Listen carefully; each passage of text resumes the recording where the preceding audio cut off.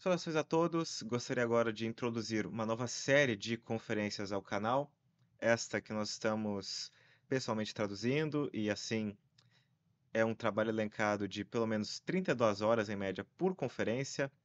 Fazendo agora este pequeno disclaimer antes de começar a sua reprodução, justamente para explicar quem foi o autor das mesmas conferências, a saber, Bernard Fay, que foi um amigo de Monsenhor Marcelo Lefebvre e que deu as mesmas a pedido do mesmo Monsenhor, para introduzir os nossos inscritos e aqueles que nos assistem neste momento ao nosso propósito, que é justamente de ressuscitar a sua obra, o seu legado, que entre os historiadores é com certeza um dos maiores contra-revolucionários de toda a história da historiografia, sendo sido inclusive preso durante um tempo a pedido da maçonaria por ter revelado muitos segredos da mesma na França.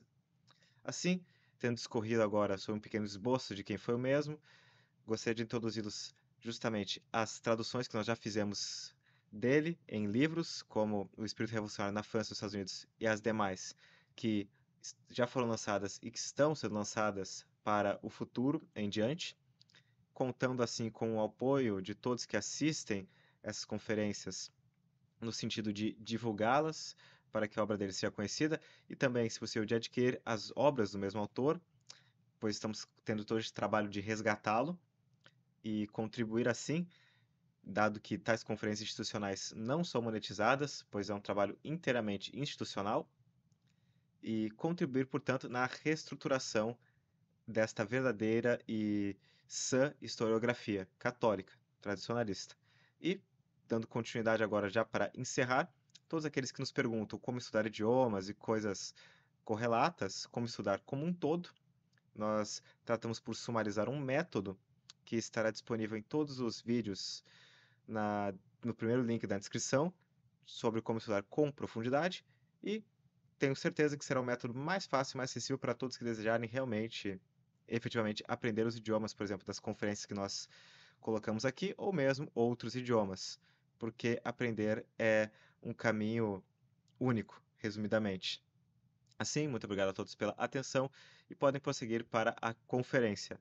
Ne vous y trompez pas, je ne suis pas encore en train de vous présenter un portrait en pied du démon qui est la cause de tout le mal que nous faisons originairement. Mais je suis en train de vous présenter, autant que je le peux, une peinture des conditions sociales et des dispositions humaines qui ont permis à notre ennemi de faire commettre aux hommes, au moment où ils se jugeaient les plus intelligents, les plus grandes erreurs, les plus grandes imprudences et les plus grands crimes. J'espère que petit à petit, en vous montrant la part de culpabilité de l'homme, nous pourrons dégager quelques traits des caractéristiques de notre ennemi. Mais comme Dieu seul le connaît bien, je ne vous promets pas d'avoir un portrait en pied après un beau photographe. Donc, j'ai tâché de vous montrer ce matin comment, après les souffrances du XVe siècle, le début du XVIe avait apporté une effluve de bien-être, de bonheur et d'espoir qui avait mis l'homme dans un état d'esprit dangereux parce qu'il était optimiste, orgueilleux et qu'il avait confiance en lui. Or, à ce moment-là, pour mater ces passions déchaînées, qui ne sont pas de bonnes passions, l'Église était en mauvaise posture. L'Église et tous les organismes que l'Église avait fondés étaient en mauvaise posture. Ce sera la première partie de cette étude. Et la seconde, je vous montrerai comment l'ennemi en a profité en suscitant Luther, Calvin et beaucoup d'autres. J'espère avoir le temps de tout vous dire. Si je n'ai pas le temps, nous finirons lundi. L'Église était en mauvaise posture car la papauté n'avait pas pu maintenir la domination sur tout le monde civilisé. En 1037, s'était produit le grand schisme d'Orient. Les prétextes étaient très graves. D'abord, les Byzantins n'acceptaient pas le filioque, c'est-à-dire la procession de l'Esprit Saint par le Père et le Fils. Plus grave, beaucoup plus grave pour eux, ils reprochaient aux prêtres occidentaux d'être des monstres parce qu'ils ne voulaient pas porter la barbe. Et troisièmement, ils n'admettaient pas la primauté de la langue latine. Tout cela, c'était les prétextes. La vraie raison était une raison d'ordre politique. Michel Cérulaire, qui était le patriarche de Constantinople, déclarait « Rome était le centre de la chrétienté tant que c'était le centre de l'Empire. » Maintenant, c'est Constantinople qui est le centre de l'Empire. En effet, Constantin l'avait choisi pour ça. Donc, c'est le patriarche de Constantinople qui doit être le centre de la chrétienté. Ça plaisait à son orgueil, ça plaisait. Et c'est ainsi que toute cette chrétienté de langue grecque, qui avait donné de si grands maîtres à la théologie chrétienne, des martyrs si admirables, qui avait un contraste de vertus éclatantes, évidemment de faiblesse, s'est détaché du romanisme pour le malheur de l'un et de l'autre. Et les efforts que l'on fait maintenant, avec une réelle vertu pour les rapprocher, montrent combien c'est difficile de les rapprocher. Plus grave encore que cela avait été le grand schisme d'Occident. Le grand schisme d'Occident, vous le savez, avait été le résultat du retour à Rome du Saint-Père après son exil à Avignon. Alors, trouvant que les élections à Rome étaient faites d'une façon peu sérieuse, on avait élu un pape français, ensuite on avait eu un troisième élu ailleurs, à un moment il y a eu 4 papes. Vous imaginez que dans ces conditions, le pape avait perdu une grande partie de son prestige, et que même après le concile de Constance, où on est revenu à un seul pape, le prestige n'est pas revenu en un seul jour. D'autant plus qu'il y avait eu le concile de Bâle, avant le concile de Constance. Et que dans le concile de Bâle, les théologiens français, en grande partie les Français, pas uniquement, mais en grande partie, et les évêques français, avaient soutenu une doctrine extrêmement gallicane et avaient fait voter par la majorité du concile la suprématie des conciles sur les papes. Si vous étudiez avec soin, comme vous pouvez le faire plus tard, le deuxième concile du Vatican, vous verrez qu'il y a beaucoup de points de ressemblance entre le concile de Bâle et le deuxième concile du Vatican. En tout cas, c'était cela l'idée maîtresse du concile de Bâle, et cette idée s'était répandue, et il y avait crise dans tous les pays. En France, la crise a été épouvantable. Le roi Charles VII, qui avait à construire une nation et qui était entouré des théologiens qui avaient fait en grande partie les doctrines de Bâle, a publié en 1438 un acte inconcevable qui s'appelait la pragmatique sanction. La pragmatique sanction supprimait toute l'autorité du pape en France, sauf pour le dogme, et interdisait aux prêtres et évêques français de se rendre à Rome. Les élections des curés étaient faites par les paroissiens, les élections des évêques étaient faites tantôt par les chanoines, tantôt par des groupes de laïcs, et enfin le roi donnait sa sanction. Le résultat, comme vous le pensez, fut une innommable pagaille. Les évêchés eurent 2 ou 3 personnes nommées, les paroisses firent se dérouler des pugilats, et l'anarchie qui existait un peu auparavant est devenue d'autant plus violente que la guerre de 100 ans n'était pas finie, que là où il y avait les Anglais, il y avait 2 ou 3 curés, le curé français, le curé anglais, le curé des dames, le curé des messieurs, etc. Ainsi, l'élection par les paroissiens et l'élection par les chanoines a donné naissance à un tel désordre que Louis XI est rentré en relation avec Rome. Seulement, vous savez que Louis XI était un homme fin et très avare. La pragmatique sanction avait un gros avantage pour le roi de France, c'est qu'il n'avait plus rien à payer au Saint-Père. Auparavant, on payait différents droits quand un monastère avait perdu son abbé, quand un évêché avait perdu son évêque, une partie du revenu allait à Rome. Ça s'appelait les alnates, ça avait d'autres noms, etc. Et tous les appels à Rome rapportaient de l'argent à Rome. Tout ça étant supprimé, évidemment, le roi de France, à un moment où il avait beaucoup besoin d'argent, il trouvait un gros avantage, et puis son orgueil. Louis XI avait tout de même vu que c'était une pagaille sans nom, mais par avarice, il n'y a pas porté remède. C'est François Ier qui, en 1516, à Bologne, a signé avec le pape un concordat qui n'a pas arrangé tout, mais qui, en principe, arrangeait les choses. Le roi choisissait, mais le pape nommait les évêques et il pouvait éviter les mauvais. Et en principe, le pape surveillait aussi les bénéfices. En fait, enfin.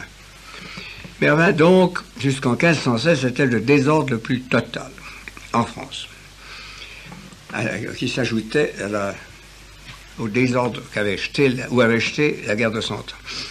En Angleterre, c'était pire, parce qu'il y avait eu je suis désolé, c'était un religieux augustin, qui s'appelait Wycliffe, W-Y-C-L-E-F. Wycliffe était, comme tous ces gens-là, dans son genre, très intelligent. Tellement intelligent qu'il est devenu le chef d'une des maisons d'Oxford. Et Wycliffe a été une sorte de petit Luther. Ses doctrines étaient les suivantes. Primo, il faut traduire la Bible en anglais pour que tous les Anglais la comprennent et la lisent et la chez eux. Deuxièmement, le pape n'a aucune raison d'avoir une suprématie en Angleterre. L'Angleterre n'a pas besoin du Saint-Père. Troisièmement, la présence du Christ dans l'Eucharistie est purement symbolique et n'est pas du tout une présence réelle et concrète.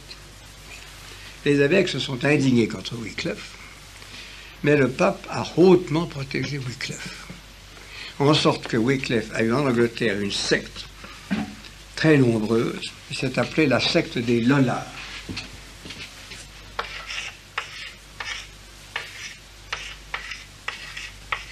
Et la secte des Lollards a été en Angleterre l'embryon d'où devait sortir plus tard la révolte anglaise contre le Vatican. Donc vous voyez, dès la fin du XIVe siècle, parce que Wycliffe est mort très tranquillement dans son lit, enfin tranquillement, nous ne savons pas la suite, mais enfin nous savons que la mort a été tranquille, après une vie assez longue, après avoir été discuté donc par les évêques, mais ensuite très doué par le pape. Il est mort en 1384. Il a eu un disciple illustre qui était Jean Hus, qui a exactement repris les mêmes thèses. Jean Hus était un chef tchèque, ou bohémien, comme vous voulez. Et il a repris les thèses de Wycliffe, et il a eu la naïveté de vouloir les faire accepter, enfin l'audace, par le concile de Constance. Et il est venu à Constance avec un sauf-conduit d'empereur, Sigismond, 1414.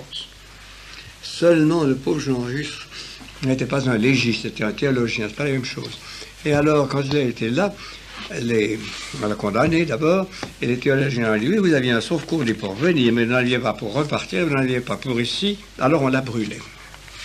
Et comme on l'a bien brûlé, voulez-vous me dire, je vais vous montrer une photo de la façon dont on brûlait. Au Moyen-Âge, c'était tellement intéressant que les dames se pressaient pour voir les bons brûlures. Vous voyez, on vous mettait une robe, on vous tachait les pieds, puis on vous mettait un beau chapeau, il y avait de viande.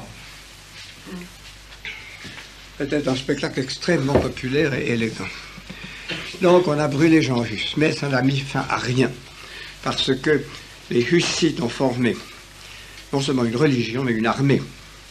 Et le hussisme s'est maintenu dans la pauvre et malheureuse Bohème. Non, you follow it. Vous le gardez dans vos mains, ça ne doit trouver que des miettes. Je connais les lire. Donc les Hussites sont restés, l'empereur d'Autriche les a combattus, mais en fin de compte, ils ont obtenu des libertés, et ça a été, à l'intérieur du catholicisme de l'Empire, une tare qui est restée constamment. En même temps, parlons maintenant, donc nous avons l'Angleterre, nous avons la France, nous avons l'Allemagne, mais l'ouest de l'Allemagne. L'ouest de l'Allemagne avait une autre tare, d'un tout autre genre. L'ouest de l'Allemagne était visité, du reste comme une partie de la France aussi, par des sectes mystiques, dont les chefs les plus connus étaient Maître Eckhart et Ruysbroek l'admirable.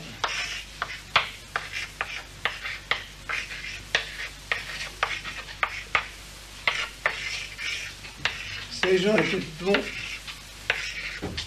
étaient des bons mystiques qui étaient partis avec les meilleures intentions du monde, mais qui sont ensuite laissés entraîner à toute une série de doctrines, non seulement extra-orthodoxes, mais même anti-orthodoxes, donnant une suprématie à l'intuition mystique individuelle telle qu'elle devenait extrêmement dangereuse, et que cela a donné naissance à toute une série de sectes délirantes qui exerçaient une influence énorme en Hollande, en Rhénanie et même en Bavière.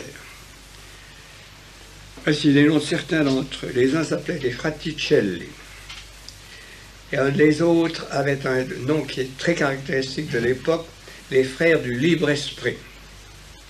Et les autres s'appelaient les hommes de l'intelligence. Vous voyez déjà le rôle que jouaient ces mots-là.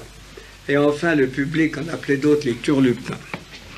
Tous ces gens-là ont créé un tel désordre dans les esprits à l'Allemagne de l'Ouest que ça a préparé ensuite la révolte de Luther. Cette révolte de Luther avait une autre racine. Je vous ai déjà dit ce matin que les pays d'Occident avaient eu, au début du XVIe siècle, des dynasties très brillantes. Mais surtout, il faudrait aussi dire que l'Angleterre, la France, et à moindre degré l'Espagne et l'Allemagne, mais tout de même, ont eu ce que l'on pourrait appeler, et même la Suisse, et même la Suède, et même les pays scandinaves, ont eu un début de nationalisme, ou tout au moins de particularisme. Jusqu'à cette époque-là, on était fiers d'être européens, on était de l'Occident, on était chrétiens, ça voulait tout dire. On disait, on ajoutait, je suis du pays dit de France, comme on dit maintenant, je suis valaisan, ou je suis picard, ou bourguignon. Mais c'était secondaire. À partir de ce moment-là, chaque pays a eu sa langue, ce qui n'était pas vrai avant, le latin passait partout, sa littérature, ce qui n'était pas vrai avant, parce que la littérature était celle de l'Église, et en latin, son point de vue politique, et même, je dirais pas, son point de vue moral. C'est cette différenciation de l'Europe, cette poussée de premier nationalisme qui a extrêmement facilité la révolte contre Rome en donnant à chaque pays, à la population de chaque pays, l'impression qu'ils avaient le droit à avoir une religion à leur mesure, qui leur convainc à eux comme leur langue, comme leur littérature, comme leurs coutumes. Et c'est ainsi que le début, la fin du XVe, le début du XVIe, ont vu une situation très difficile, au point de vue moral et au point de vue dogmatique. Cependant, messieurs, et c'est là où il faut nuancer tout ce que l'on dit, c'est une des choses que vous apprendrez, vous êtes encore jeunes. La situation à la fin XVe et début XVIe, dans beaucoup de pays, n'était pas autant perdue qu'elle devait l'être plus tard. Primo, si nous prenons l'Angleterre, tous les évêques avaient fait bloc contre Wycliffe. Si nous prenons l'Allemagne rhénane, à peu près tous les évêques avaient fait bloc contre ces groupes. En France, un autre groupe absurde qui s'appelait les Vaudois. Les Vaudois étaient des gens qui faisaient vœu de pauvreté. Il y allait quêter partout. Et si on ne leur donnait pas d'argent, ben, ils vous égorgeaient. Puis ils violaient votre femme et ils tuaient vos enfants. Eh bien, on en avait assez. Et on s'est débarrassé d'eux. Le roi François Ier avait écrit au Parlement de Provence, tenez, occupez-vous de ces Vaudois. Alors le Parlement de Provence, on a fait tuer 45 000, ce qui est peut-être une façon leste de s'occuper des gens. Mais enfin, c'était fini après ça. Donc, il y avait une réaction. Il y avait une réaction qui était également dans le clergé. Charles VIII, qui était un homme discutable, mais qui était pas un assez brave homme, sous l'influence du cardinal d'Amboise et d'un très bon prêtre, aussi d'un très bon prédicateur de Paris, avait réuni un concile pour essayer de porter remède aux maux de l'Église et d'arriver à avoir des évêques et des père abbé plus convenable. L'archevêque d'Amboise, Jean de Rély, avait fait ça, il était le confesseur de Charles VIII, et il avait convoqué Saint-François de Paul, et puis Olivier Maillard, qui était le grand prédicateur orthodoxe de Paris, et ainsi on avait fait un effort qui n'a pas réussi, parce que Charles VIII est mort très peu de temps après. Mais avec ça, ça n'a pas été fini.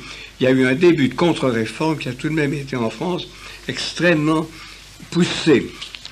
C'est assez curieux que les plus zélés de ces contre-réformes venaient des Flandres et de Bourgogne. Un certain Jean Stendhal, qui était de Malines, avait créé au collège de Malines centre, qui était un centre d'ascétisme religieux et d'enseignement religieux très strict. Peut-être ne faisait-il pas la part suffisante à la spiritualité, et son enseignement était-il un peu aride. Pourtant, Jean Stendhal reste comme une âme qui a été très haute. En même temps, les frères de Windesheim créé à Paris des monastères parfaitement réguliers, où les moines se tenaient bien, où les règles étaient respectées, où la clôture était respectée. Et leur chef, Jean Montvar, M-O-M-B-A-E-R-T, organisait cela avec beaucoup de soin. C'était donc, vous le voyez, de la part des meilleurs esprits du catholicisme flamand et français, un effort très vigoureux pour remonter la pente. Seulement, ce n'était pas le seul mouvement. Il y avait un autre mouvement qui était le mouvement des Bibliens, qui était représenté en particulier par Erasme, dont je vous ai parlé, et par un homme qui s'appelait Lefebvre d'Étaples. Ceux-là, comme les Anglais, demandaient d'abord la traduction de la Bible en français, c'est ce qu'a fait Lefebvre d'Étaples. Ensuite, une étude plus directe des textes sans tenir compte de la tradition. Vous voyez, c'est déjà la révolte contre la tradition. C'était l'idée d'Erasme, qui avait étudié les principaux évangiles, les 4 évangiles, et qui avait fait sur les 4 évangiles des études qui maintenant sont disqualifiées, sont considérées comme très superficielles, et même sur la Bible également. Mais enfin, la tendance de Lefebvre d'Étaples et la tendance d'Erasme était bien une tendance analogue à celle que nous allons voir reprise par Luther, qui était de ne pas tenir compte du magistère de l'Église et de stimuler les fidèles à aller chercher directement dans les Saintes Écritures les leçons qu'ils devaient prendre eux-mêmes sur leur seule responsabilité. Ceci dit, la chose passait inaperçue et la sœur de François Ier, Marguerite de Navarre, qui n'était pas très jolie, mais qui est une femme intelligente et assez jolie, et assez vive d'esprit, et qui avait sa cour à Nérac, dans le Midi, patronnait tous ces gens-là, et en somme, ça allait assez bien. Jusqu'au moment où Farel et puis un autre réformateur de Neuchâtel ont mis, affiché dans tout Paris des placards, et même dans la chambre du roi, contre la messe. C'était un blasphème contre la messe, avec des ordures au sujet de l'Eucharistie, avec des insanités malpropres au sujet du prêtre, et François Ier a été tellement indigné qu'il a organisé une procession publique où il était en tête, pieds nus, avec un cierge à la main, et c'est à partir de ce moment-là, les protestants l'ayant voulu, que la réformation a été combattue, parce que François Ier avait vu que ces gens étaient non seulement des dissidents, ce qu'ils savaient, mais des dissidents grossiers, brutaux, et sans aucun respect, ni pour les lois civiles, ni pour les lois religieuses. Par conséquent, à ce moment-là, la monarchie française a choisi, et jusqu'à sa fin, elle est restée dans la même ligne, qui était la ligne de François Ier. Mais en Allemagne, il n'y avait pas l'autorité comme en France. En Angleterre, Henri VIII aurait choisi comme François Ier s'il avait moins tenu aux femmes. Les femmes sont un problème, messieurs. Vous le savez, dans le clergé actuel, un grave problème. Et Henri VIII était un des hommes les plus faibles qui existent à ce sujet-là. Il y en a eu 6. Et la première était une très digne femme. Au fond, il a une excuse qu'on ne mentionne jamais. Elle n'était pas vraiment sa femme. Elle avait été la femme de son frère aîné. Et le frère aîné étant mort pour des raisons politiques, on avait marié le second fils avec la femme en disant ça sera très bien comme ça, on restera les alliés d'Espagne. Elle était la fille du roi d'Espagne. C'était très bien, en effet, au point de vue politique. Mais il y a d'autres points de vue dans le mariage, mais la politique, il faut pas appeler la peau. Et Henri VIII était très sensuel. Par conséquent, Catherine d'Aragon, ça aurait pu marcher si elle avait donné un fils. Mais elle a eu la maladresse de lui donner une fille. Ça, en tout cas, c'est définitif. Alors, il a voulu divorcer. Le pape lui a fait remarquer que ce n'était pas dans l'Évangile. Christ avait prononcé des paroles très claires. Henri VIII a dit qu'il était roi d'Angleterre. Le pape a dit que ce n'était pas une raison. Et ça a été le schisme. Henri VIII est resté, lui, catholique. Mais son fils, Édouard VI, et sa fille Élisabeth, sous l'influence de deux clergymen violents, Cranmer et Cromwell, dont il faut savoir les noms pour se rappeler les noms des pires ennemis de l'Église. Cranmer était le pire des gens. Et Cromwell ont transformé l'Église d'Angleterre en une sorte de succursale du calvinisme. Et ils ont mis à mort un nombre immense de prêtres et de jésuites, je dis à leur honneur, car les jésuites ont été très courageux là. Ils ont brûlé des saints gens comme Thomas More et Monseigneur Fischer. Donc ils se sont couverts les mains de sang et ils ont abouti à une chose qui ne tient pas, parce que Élisabeth, par prudence, a voulu maintenir la hiérarchie des évêques, sauf le pape. Elle est le pape, elle. Voilà, la reine d'Angleterre et le pape. La hiérarchie, la liturgie, et a laissé à peu près à la volonté des clergymens la croyance qu'ils veulent choisir. Ce qui fait que vous avez en Angleterre, en réalité, deux églises, la basse église et la haute église. La basse église, les calvinistes, célèbrent des cérémonies aussi mal que nos prêtres modernes français, et la haute église est une église qui a gardé les cérémonies que nous aimons, qu'on retrouve ici, les cérémonies traditionnelles, et à peu près tous nos dogmes. Je me suis trouvé dans différentes cérémonies, dans les grandes cathédrales anglaises qui étaient High Church. C'est extrêmement beau, mais elles sont en anglais. Elles sont très bien faites et dans le très bel anglais du XVIe siècle. Donc l'Angleterre était séparée de Rome, mais elle n'était pas... Il n'y avait pas un abîme total, car au fond, le peuple anglais n'a pas, pour Rome, la haine que certains autres protestants. La situation la plus grave s'est présentée en Allemagne. Parce que là, voyez-vous, il y a eu, si je peux dire, l'homme du démon. Et cet homme du démon s'appelait Luther. Bon, il est très à la mode, et c'est pour ça que je vais vous donner des armes contre lui et vous montrer à quel point il a été un homme néfaste et un homme malpropre. Luther est né en 1483. Il était le fils d'un paysan riche, d'Eisleben, d'origine thuringoise. Était un homme, un garçon très doué, très intelligent, très sensible et extrêmement intuitif. Son père était assez riche pour le faire étudier. Le père l'a fait étudier dans de très bonnes villes, à Mansfeld d'abord, ensuite à Magdebourg, qui est une grande ville, et dans l'université d'Eisenach, qui était la meilleure d'Allemagne à ce moment-là. Et le père voulait que le fils fût un avocat fameux, eût de l'argent, etc. Le fils a choisi d'être un ermite de Saint-Augustin. Pourquoi? Comme jeune homme, comme adolescent, Luther était un homme torturé de doute et d'angoisse. Il se rêvait chaque nuit damné, avec des détails concrets. Et en même temps, toute sa chair réclamait des satisfactions qui confirmaient qu'il était damné. La nuit, donc, il se voyait damné, et le jour, son misérable corps lui donnait la raison pour laquelle il le serait. Alors, torturé comme il l'était, il a voulu chercher dans la religion un moyen de se sauver, d'échapper à son démon intérieur. Et alors, il a pris des degrés, il a étudié à Erfurt, comme je vous le disais, puis ensuite à Rome. Mais attention, à Rome, il n'a pas pris un doctorat en théologie, qui aurait peut-être été bon pour lui. Il a pris un doctorat en Sainte Écriture. Puis il est rentré en Allemagne et il est allé à Wittenberg, où il était du Sénat de Wittenberg, et où il prêchait et où il enseignait. C'est là que s'est produit le drame.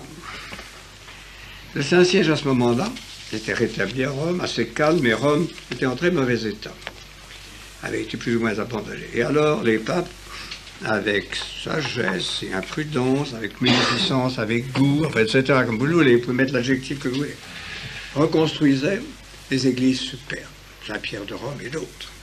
Et pour Saint-Pierre de Rome et d'autres, il faut des sous. Pour avoir des sous, on donnait des indulgences, c'est-à-dire des papiers qui, si l'on prononçait certaines prières et si l'on payait une certaine somme d'argent, vous garantissait un certain nombre de jours d'indulgence dans l'au-delà. Je n'ai pas de lumière sur la théorie des indulgences, mais en tout cas, ça ne semblait pas déraisonnable, puisque la prière et la charité avaient été recommandées par notre Seigneur. Mais pour les Allemands, c'était un crime, parce que ça faisait passer de l'argent allemand, du bon argent allemand, en Italie. Or, à ce moment-là, l'Allemagne était anticléricale. Il s'était produit en 1356, notez cette date, elle est très importante dans l'histoire de l'Église, on n'y fait jamais attention. Un fait très curieux, c'est que, voulant faire une réforme de l'Église, de l'Empire allemand, l'empereur Charles avait publié la bulle d'or. Et dans la bulle d'or, il était prévu que désormais ce ne serait plus le Saint-Père qui couronnerait l'empereur d'Allemagne, mais un archevêque allemand à Mayence. Donc, c'était la rupture, pas au point de vue dogmatique, mais au point de vue liturgique et au point de vue autorité avec le Saint-Siège. Car auparavant, jusqu'à cette époque-là, on ne pouvait devenir empereur d'Allemagne que si le Saint-Père voulait bien vous couronner. C'était fini. Donc, c'était une sorte de laïcisation de l'Empire romain, on restait catholique, de l'Empire allemand, on restait catholique, mais enfin, l'Empire était séparé de Rome et de l'autorité de Rome, et il y avait une crise d'anticléricalisme dans toute l'Allemagne, et c'est dans cette atmosphère-là que Luther est né, qu'il a pris position contre les indulgences, qu'il a fait de grands discours au milieu de l'approbation publique. Et alors, le Saint-Père l'a d'abord pris par la douceur, on a envoyé un jésuite pour discuter avec lui. Le jésuite a été aussi maladroit qu'il peut être quelquefois, ça n'a servi à rien. Le Saint-Père a essayé de la douceur, et, voyant que ça ne marchait pas, a dit à l'empereur, Maximilien, envoyez-moi ce monsieur-là. Peut-être qu'il aurait été un petit peu brûlé, mais Maximilien n'a pas voulu. Maximilien a réuni une diète à Augsbourg, où on a discuté avec Luther, qui était très éloquent, surtout quand il avait un bon public, et alors qu'il a bouleversé la diète et qui s'en est tiré avec un grand orgueil. À partir de ce moment-là, à partir du moment où Luther a affiché à la porte de la chapelle de Wittenberg les articles qu'il affirmait et qu'il a brûlé publiquement la bulle du pape et qu'il a parlé à Augsbourg, les ponts étaient coupés et l'orgueil de Luther ne lui permettait plus de revenir en arrière. Quand le nouvel empereur Charles Quint fut élu, en 1609, Charles Quint avait une foi beaucoup plus profonde que Maximilien, et il était un homme qui désirait travailler pour le christianisme et le catholicisme. Donc il a de nouveau convoqué Luther à Worms. Et là, Luther a refait encore un grand discours. Mais cette fois-là, l'empereur était prévenu, et l'empereur lui a fait répondre d'une façon pertinente, en sorte qu'il a été mis au banc de l'Empire. C'était en avril 1521. Donc il était à la fois, puis le pape le tenait pour anathème et l'Empire le mettait au banc. Ça aurait pu être la fin de Luther, mais les princes du nord de l'Allemagne l'ont protégé. L'électeur de Saxe l'a fait enlever et il l'a caché dans son château de la Wartburg. On peut encore aller le voir sur le pèlerinage, on peut aller voir sa chambre. La Wartburg était au milieu des bois, c'était en Saxe. Ni l'empereur, ni aucun prince catholique ne pouvait aller chercher Luther, qui là s'est tassé. En cet hiver-là, il a traduit la Bible en allemand, très bien, c'était un grand écrivain. Il a commencé à écrire des hymnes, des chorales, etc. Et il a commencé à donner son enseignement. Qu'est-ce qu'était l'enseignement de Luther? L'enseignement de Luther, essentiellement, c'est que l'homme est sauvé par les mérites du Christ. Seul.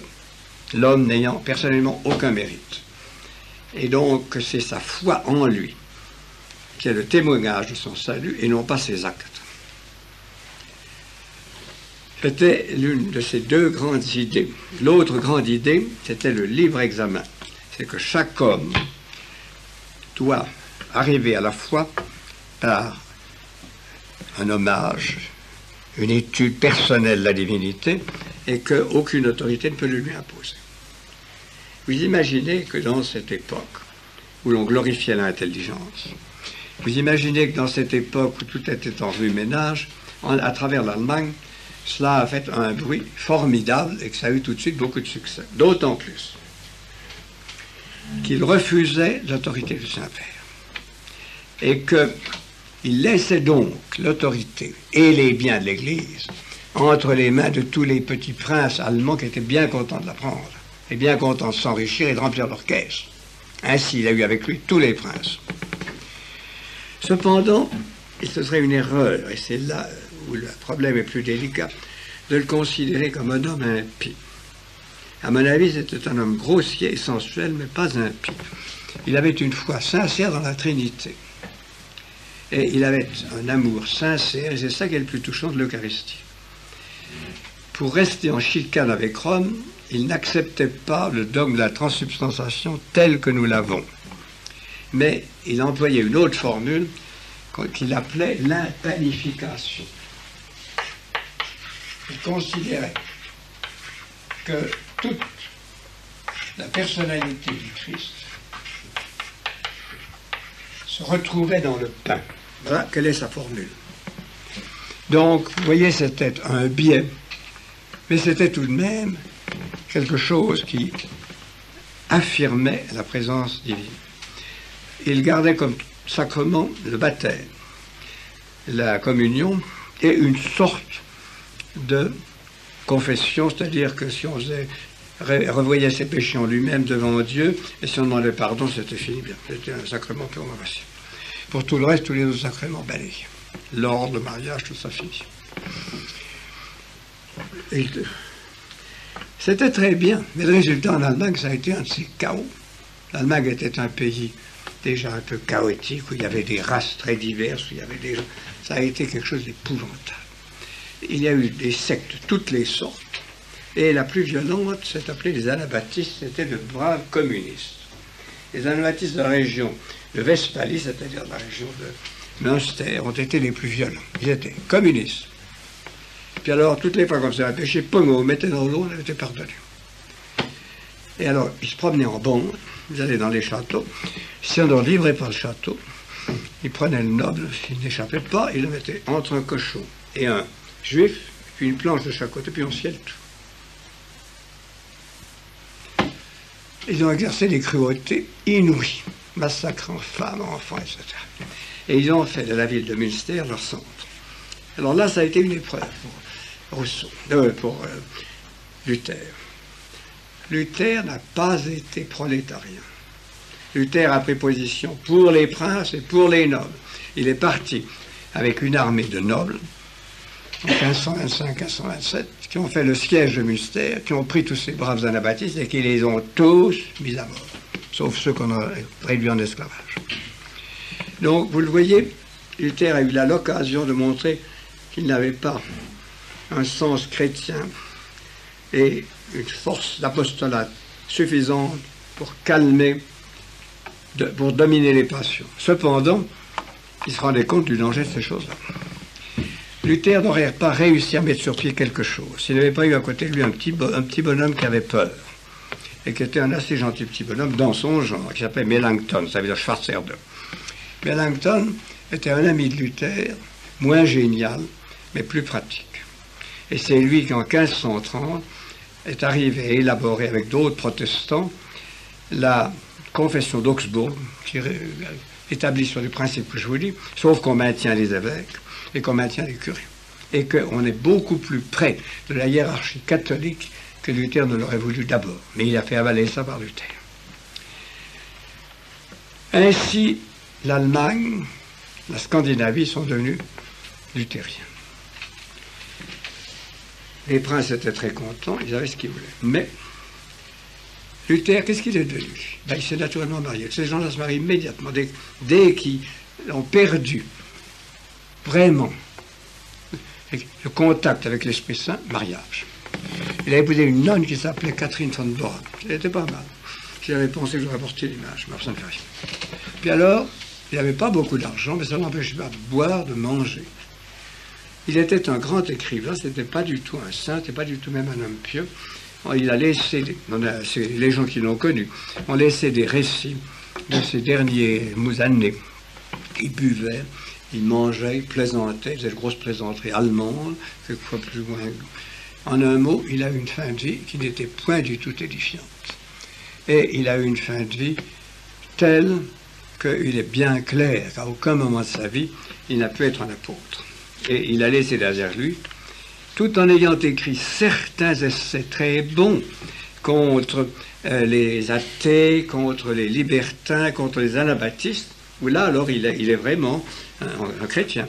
Il a laissé derrière lui, en Allemagne, un désordre épouvantable. Ceci, on le sentait partout. Et c'était la raison pour laquelle le luthéranisme n'avait même pas réussi à s'implanter très bien en France. Les Français, je crois, très intelligents, ils le sont quelquefois, j'espère, messieurs, mais ils ne sont pas toujours. Mais tout de même, ils ont un goût, ils aiment comprendre ce qu'on leur dit. Et alors, les choses de Luther leur arrivaient dans un dogme, dans un méli-mélo. Ils ne comprenaient pas, par exemple, la différence entre l'attitude de Luther devant la Sainte Eucharistie et celle de l'Église, et des choses comme ça. Donc, ça n'avait pas beaucoup de succès. Et le protestantisme commençait à se répandre en France, plutôt à cause du mécontentement des populations contre les prêtres et contre l'abus de certains, en particulier des prédicateurs ambulants, des cordeliers qui y allaient un petit peu trop fort, et d'autres choses comme ça. Mais ce n'était pas encore une révolte dogmatique. Il y a eu un petit monsieur qui s'est bien rendu compte de ça. Ce petit monsieur sec, moins bien portant que Luther, avec un mauvais estomac donc, qui ne pouvait pas se permettre ce que Luther se permit. Luther était comme ça à 30 ans et comme ça à 50. Il y a des portraits extraordinaires du crâne à cloche. Calvin était né à Noyon le 10 juin 1509. Donc il avait 30 ans de moins que Luther.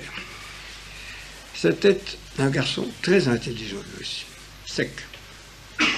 Son père et toute sa famille étaient des administrateurs de biens d'église. Vous savez que l'église était fort riche à ce moment-là. Et alors, à côté du curé, qui était supposé prier, il priait souvent, il y avait un administrateur civil qui s'occupait des biens d'église et qui était curé civil, si vous voulez. Et la famille de Calvin était cela.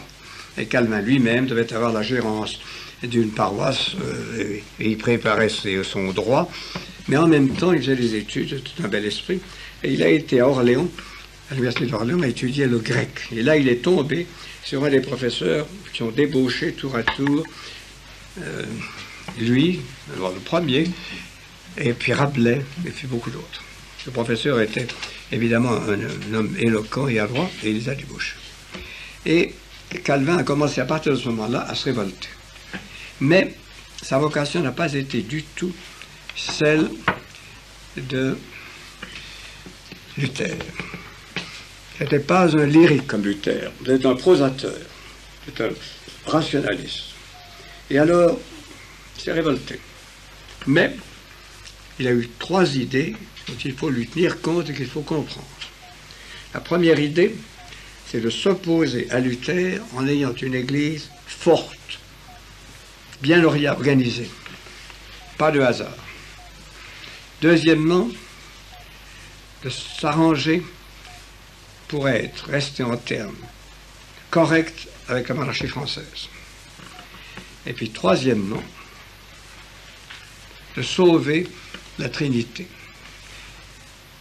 Je vous dis le côté positif de Calvin avant de dire le côté négatif. Calvin avait gardé, et nous devons, nous autres catholiques, nous rendre compte de cela en discutant avec eux, c'est une question d'honnêteté. Calvin avait gardé dans le cœur quelque chose de cette foi de ses ancêtres, et il voyait que le protestantisme donnait l'occasion à 1 million de blasphèmes, d'ordures, de négations, et alors il s'est dit que le vrai succès du protestantisme ne pourrait s'affirmer que le jour où il y aurait une église protestante qui pourrait attirer des âmes sincères, ayant encore l'amour de Dieu et l'amour du Dieu trinitaire que le Christ nous a enseigné, mais en même temps qui serait complètement libéré de Rome et qui offrirait une discipline autre que Rome. Vous voyez donc, le système était complètement différent et nous dirons beaucoup plus adroit. Seulement, il s'agissait de trouver un point d'application. C'est Farel qui le lui a produit. Après l'histoire des placards, Calvin a filé à Strasbourg parce qu'il avait peur. À Strasbourg, il était protégé. Et là, il a rencontré Farel qui venait d'essayer d'intriguer pour protestantiser Genève. Genève n'était pas protestante. La majorité de la population était catholique et, je vous l'avoue, un petit peu jouisseur. Il ne faut pas le dire là-bas. Mais enfin, bien. Seulement, Genève était dans une situation ambiguë, étant à la fois propriété du duc de Savoie, qui était pauvre et qui en tirait tout ce qu'il en pouvait, et propriété, dans une certaine mesure, de l'évêque, qui était quelquefois un Savoie. Par conséquent, les Genevois n'étaient pas très contents du côté savoyard de l'histoire, et ils s'appuyaient sur Berne. Et Berne, qui venait de séculariser toutes ces églises et d'y trouver un gros bénéfice financier, et qui était en train de rafler tous les territoires qu'il pouvait rafler, depuis le Jura jusque là, la région d'Aigle. Berne, donc, aurait été très contente de rafler Genève, et c'était Berne qui aidait Farel et qui a aidé Calvin à s'installer. C'est donc une installation par la force. Dites-vous bien, messieurs, que dans toute cette histoire de calvinisme, c'est la force qui a réglé tout. Avant Calvin, le grand réformateur suisse, c'est Zwingli, qui lui refusait le pape, refusait l'Eucharistie, qui était un symbole, refusait tout, sauf le baptême. Donc, Zwingli n'avait qu'une idée, il fallait une épée, et puis on entrait dans les villages, on disait, bien, tu te fais protestant ou je te décapite. Les gens avaient le choix. Il n'y a qu'un endroit où il n'a pas pu réussir, il est arrivé dans un petit bourg qui s'appelait Échallens, et les femmes battaient leur linge. Et quand il leur a dit ça, les femmes qui étaient de bonnes Suissesses ont pris leur battoir et ont tapé dessus. C'était donc dans le canton de Vaud, une région qui, par le courage de ses habitants, restait catholique parce qu'ils n'ont pas voulu céder à la force. C'est également le mérite de Fribourg et des cantons catholiques aussi. C'était donc une question de force. Et c'est par la force que Berne a établi le protestantisme à Genève, en expulsant les chefs catholiques ou en les brûlant, ou en les tuant, etc. C'est de là que vient le mot huguenot. Les chefs protestants de Genève s'appelaient Eidgenossen, qu'on a fallu huguenots, et les catholiques, c'est pas très joli, s'appelaient les mamelouks. J'y peux rien. Donc Calvin s'est établi à Genève définitivement en 1541. Et il y est resté jusqu'à sa mort en 1564. Calvin a fait de Genève une Rome protestante. Calvin niait l'autorité du pape, niait le caractère sacré des prêtres et de tous les sacrements, sauf le baptême. Et alors, Calvin donc voulait sauver quelque chose, mais très peu. Donc il reconnaissait la validité du baptême, et le baptême était nécessaire. Mais pour la communion, il avait une subtilité théologique. Non, le corps du Christ n'était pas présent. Et pourtant, quiconque recevait l'Eucharistie était en contact réel avec le Christ. Ceci, Zwingli n'accepte pas, et beaucoup, les calvinistes actuels ne l'acceptent pas. Calvin envisageait le gouvernement de l'Église d'une façon tout à fait différente, mais qui arrivait à être une sorte de dictature d'un petit groupe de prélats, de pasteurs. Il a créé à Genève la Compagnie des pasteurs, qui dominait tout. Car on ne pouvait voter à Genève que si on assistait 3 fois au prêche, que si votre femme n'allait pas au théâtre, ni vous, que si votre femme ne portait pas de soie, ni de velours, que si votre femme ne donnait pas de balle et ne dansait pas. Comme ça, on pouvait voter. Mais si on n'allait pas 3 fois par semaine à des prêches, et vous savez, les prêches, ça durait 2-3 heures à cette époque-là. Les gens avaient une très bonne voix, meilleure que la mienne. C'était donc quelque chose. Les docteurs qui étaient, la compagnie des docteurs qui était enseignée, et les diacres qui s'occupaient des pauvres, et ensuite le consistoire. qui était composé des pasteurs plus 12 anciens qui s'occupaient des intérêts matériels de la ville de Genève. Puis, afin de rayonner dans toute l'Europe, il avait créé son collège en 1559, où là on formait les pasteurs qu'on envoyait dans les pays, dans tous les pays d'Europe, mais surtout en France. Il avait attiré également chez lui un nombre immense, pour la petite ville, une seule petite ville de 10 000 habitants, d'imprimeurs. Et là, il ne faut jamais oublier ça, on l'oublie toujours. Calvin de Genève avait eu une très grande foire qui était en diminution, mais qui existait encore. Or, dans chaque ballot de colporteurs qui venait à la foire, on mettait des tracts protestants, calvinistes. Et le calvinisme est insinué dans les villes, les petites villes et même les villages de France, par ces ballots de colporteurs qui en vendaient du sucre, qui en vendaient du poivre, ou vendaient en même temps la marchandise calviniste. Et cela a été fait avec un soin tellement grand qu'au XVIIIe siècle, il y avait tout un réseau à travers la France, l'Angleterre, l'Allemagne, l'Amérique du Nord, l'Amérique du Sud, de libraires et d'imprimeurs calvinistes, et que c'est cela que Genève a mis à la disposition de Voltaire. Donc, Genève était devenue un centre rayonnant de propagande. En Écosse, il a réussi en faisant chasser la reine Marie Stuart, et grâce au prédicateur Knox, K-N-O-X. En Hollande, avec Marnex. Également, en Hongrie, grâce aux Turcs. Les Turcs ont préféré supprimer le catholicisme et laisser leurs malheureux vaincus et esclaves devenir calvinistes. Ça les gênait beaucoup moins, ils savaient que c'était beaucoup moins grave. Ainsi, une partie de l'Europe est devenue calviniste, et en France, les principales provinces qui sont devenues calvinistes, c'est le Languedoc, les Cévennes, et puis une partie de la Normandie, et puis la noblesse très souvent. Voilà comment on rendait un village calviniste.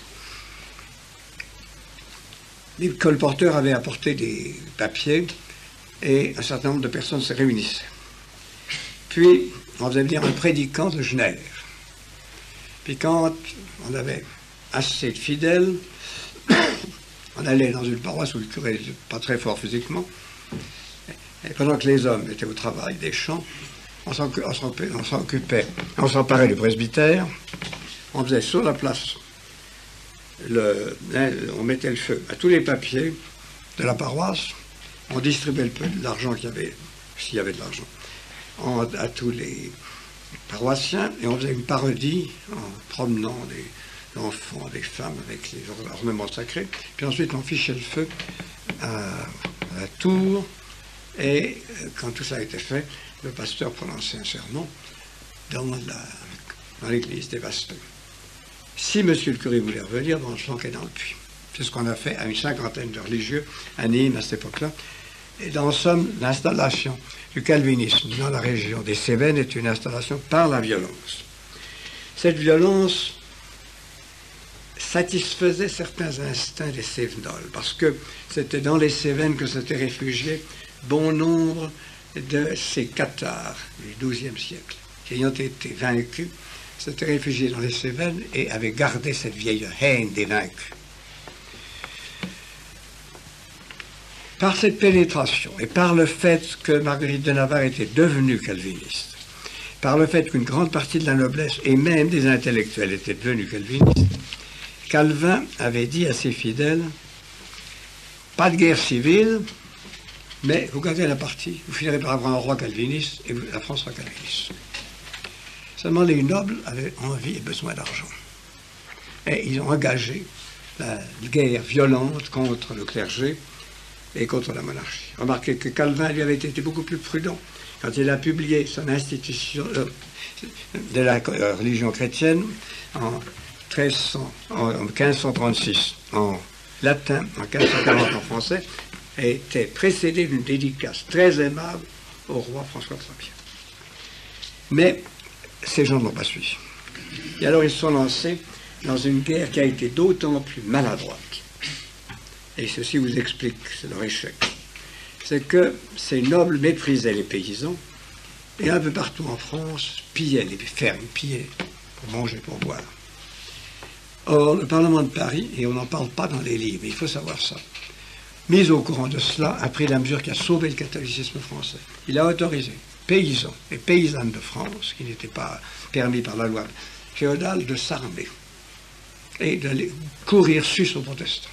Ce qui faisait que les protestants pouvaient gagner 1, 2, 3 batailles. Après la bataille, s'ils se promenaient isolés, ils étaient massacrés par tous les coins de la France. Et c'est en voyant ça, c'est en voyant cette espèce de guerre, curieusement, de classe entre les protestants nobles, avides, et les paysans français que Henri IV s'est dit, il n'y a pas moyen. Il n'y a pas moyen, je ne peux pas prendre parti contre toute la paysannerie française, qui est hostile aux protestants, et c'est à ce moment-là que Sully, qui était un homme sage et qui était un calviniste sage, une nuit s'est agenouillé, comme nous le savons, près de la couche sur laquelle reposait le jeune roi, il lui a dit, sire, on peut prier Dieu de diverses façons pourvu qu'on l'aime. Soyez catholique. Et à la suite de ça, donc, Henri IV, indigné de la cruauté des protestants, est devenu catholique, et à mon avis, sincèrement. Très sincèrement. Voilà donc les grandes lignes de cette réformation, sur laquelle ce n'est pas une conférence que je devrais vous donner, mais 4 ou 5. Mais vous aurez le temps plus tard, vous êtes jeune encore, de l'étudier. Je n'ai voulu vous donner que les très grandes lignes. Et pour terminer, avant de vous laisser quelques minutes, si vous le pouvez, pour me poser des questions, je voudrais vous résumer tout ceci. Donc, ce qui s'est produit, c'est que Luther, comme Calvin et les autres réformés, ont flatté les passions qui avaient été éveillées au début du siècle, c'est-à-dire l'orgueil humain. Le libre examen qui fait l'homme arbitre de ce qu'il peut et doit penser de Dieu est une chose qui convient à l'orgueil humain. Ensuite, tout ce qu'ils ont ainsi organisé, allez voir, le mépris du sacré, remplacé dans les prêches protestants et même dans les prêches luthériens par du profane, convient à cette époque d'appétit matériel et qui ne peut pas être gêné par la spécialité. Ensuite, le mépris de l'autorité et de la discipline est également d'autant plus agréable qu'il est remplacé par le souci du social. Rappelez-vous, le social et communautaire, ce n'est pas une invention d'aujourd'hui. C'est déjà Luther et Calvin, mais c'est Luther qui l'a manié le mieux, car son Église est gouvernée, son Église qu'on appelle quelquefois presbytérienne, est gouvernée par le groupement des fidèles et du pasteur. Ainsi, c'est déjà l'esprit de cette communauté-là qui s'impose, et voyez à quel point ça pouvait flatter ces petites communautés de Suisse, pourvu qu'elles obéissent à Calvin, de pouvoir décider, choisir leur pasteur, etc., choisir leur rite et tout le reste. Puis ensuite, il y a dans le calvinisme un aspect qui a eu un développement considérable. Calvin croit à la prédestination. Luther aussi, mais d'une façon moins formelle. C'est-à-dire que nous naissons sauvés ou condamnés. Nous naissons destinés à aller au ciel, ping, destinés à l'enfer, boum. Et cela, évidemment. Mais on peut voir, après le calvinisme, la bénédiction de Dieu sur la foi, et c'est la divine providence nous donne la réussite. Et Calvin, comme Luther, mais plus clairement que Luther, lève toutes les interdictions que le Saint-Siège avait faites pour les métiers financiers, la banque en particulier. Ce qui fait que Genève est devenue non seulement un centre d'éducation, un centre d'impression, mais aussi de banque. Le Saint-Siège avait maintenu pendant tout le Moyen-Âge l'interdiction du prêt à intérêt. Calvin supprime cela. Donc, les chrétiens peuvent désormais faire ce que faisaient seuls les juifs, et ce qui enrichissait tous les juifs d'Europe. Ils peuvent prêter à intérêt, et aussitôt, de Lucques, tous les coins de l'Italie, où les financiers étaient plus en avance, viennent des gens qui s'installent à Genève, qui sont calvinistes et qui trafiquent l'argent. Et ainsi Genève est devenue la plaque tournante de l'argent, tellement que les armées de Louis XIII Louis XIV, Louis XV, Louis XVI, n'entraient jamais en guerre sans que tout le financement des vivres ait été fait par des banquiers de Genève. Et c'est cela qui a tellement empêché les banquiers de Genève avec d'autres choses, je pourrais vous dire. Ainsi, vous voyez comment Calvin, plus ou moins volontairement, mais d'instinct, enfin peut-être un calcul adroit, a joué sur l'argent, et l'argent a joué pour lui. Et c'est dans ce contexte qu'il faut réaliser le succès graduel de cette réforme à la fin du XVIe siècle. Alors qu'en France, au contraire, elle perdait du terrain, car l'esprit populaire, l'instinct français, était un instinct de prière liturgique.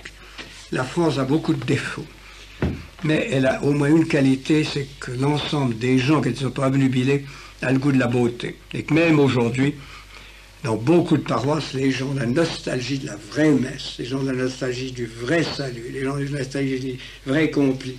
C'est une chose dont on souffre. Eh bien, à ce moment-là aussi, les gens étaient dégoûtés des prêchailleries de Calvin et de ces gens, et ils voulaient vrais offices qui est une noblesse qui les aide à penser à Dieu et qui les aide à s'élever dans la présence de Dieu. Ça, les bons Suisses n'avaient pas ce don-là, sauf quelques-uns, naturellement, parce qu'il y a eu des gens héroïques et des martyrs ici comme partout, et les cantons du centre, pour d'autres raisons que celle-là, ont gardé une foi qui était très belle. Ainsi, messieurs, je vous ai raconté tout cela sur le protestantisme, qui est le 10e de ce que je voulais vous dire. Mais je voulais raconter parce que la maçonnerie n'est en réalité que l'arme de guerre du protestantisme. Et c'est ça que je vais commencer à vous dire lundi matin. Avez-vous quelque chose à me demander maintenant? Je vous demande pardon, je n'ai pas laissé beaucoup de temps, mais... Entraînez les maçons. Quelquefois, ils sortent contre eux. Mais avant d'avoir ces appuis... Il les a eu très vite, tout de suite. Tout de suite.